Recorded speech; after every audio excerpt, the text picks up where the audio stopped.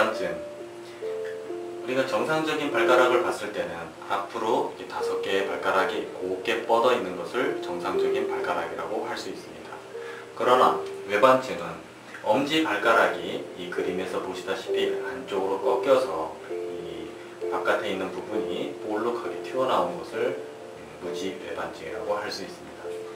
이렇게 무지 외반증이 되는 원인을 살펴보게 되면, 첫 번째로는 앞폭이 좁은 힐을 신어서, 즉 앞폭이 좁은 힐을 신고 이 뒤꿈치 높은 힐을 신게 되면 체중이 앞쪽으로 쏠리게 됩니다. 그러면 이 엄지 발가락이 저절로 안쪽으로 꺾이게 되겠죠.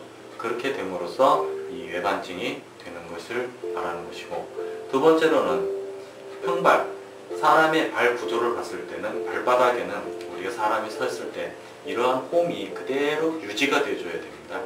이 홈이라고 하는 것은 매우 중요한 기능을 하는데, 우리가 사람이 걸어 다닐 때 체중의 충격을 50%씩 분산이 되어지게끔 만들어져 있습니다.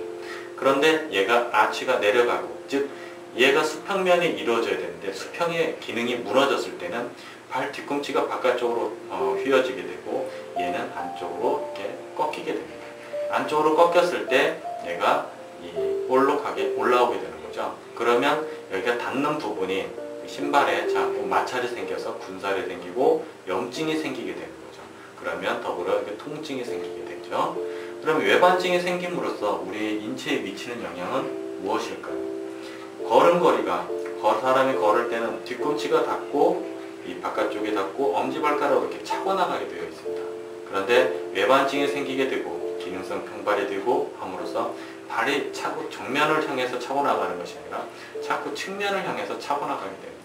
즉 팔자 걸음을 걷는다는 것이죠. 그래서 팔자 걸음을 걷게 됨으로써 척추가 휘어지게 되고 골반이 틀어지게 되고, 그로 인해서 다리가 휘어지고, 그로 인해서 여러 가지의 어떤 증상적인 요인을 가져다 줄 수 있는 큰 원인을 제공할 수 있다는 겁니다. 그러면은 이 외반증을 제거하는데 가장 큰 역할을 해줄 수 있는 것이 무엇이 있을까? 그것은 바로 기능성 깔창입니다. 기능성 깔창을, 즉 여러분의 발 구조에 맞춰서 발 도장을 찍어서 그 발 구조에 맞는 깔창을 만들어내어서 그 사람만이 신을 수 있는 깔창으로 이 발바닥을 서포트 해주는 겁니다.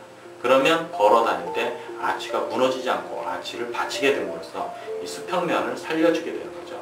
수평면이 살려주게 됨으로써 꺾였던 부분이 다시 원상 복귀되는 그러한 것을 말하는 거죠.